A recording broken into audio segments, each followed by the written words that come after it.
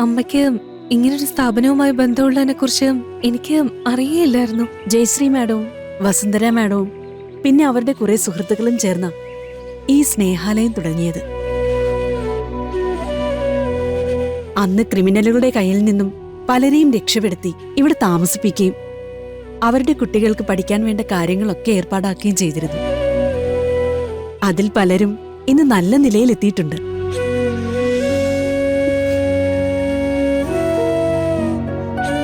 അവരെയൊക്കെ ആദരിക്കുന്ന ഒരു ചെറിയ ചടങ്ങ് ഇന്നിവിടെ നടത്തുന്നുണ്ട്.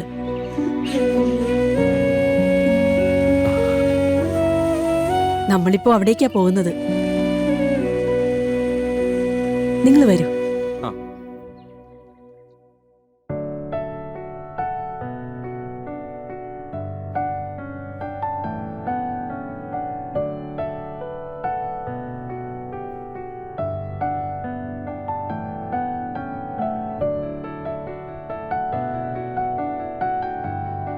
എല്ലാവർക്കും നമസ്കാരം.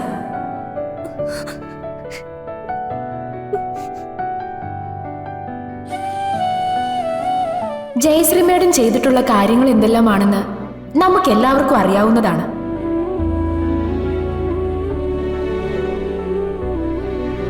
ഇരിക്കും.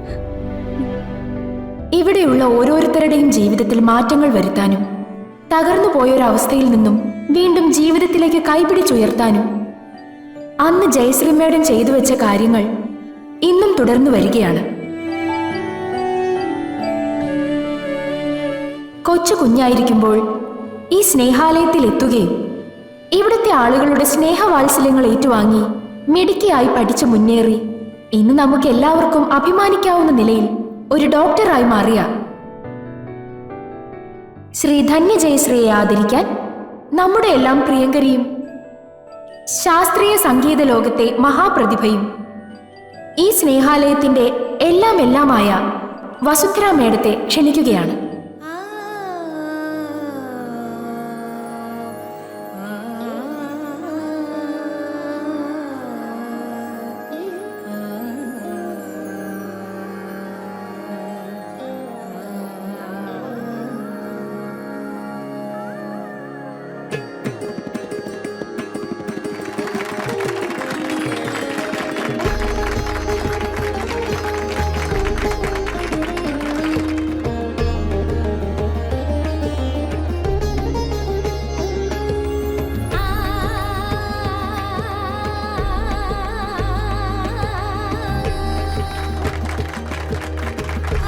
ആദരവേറ്റുവാങ്ങാൻ ഡോക്ടർ ധന്യ ജയശ്രീയെ ക്ഷണിക്കുന്നു.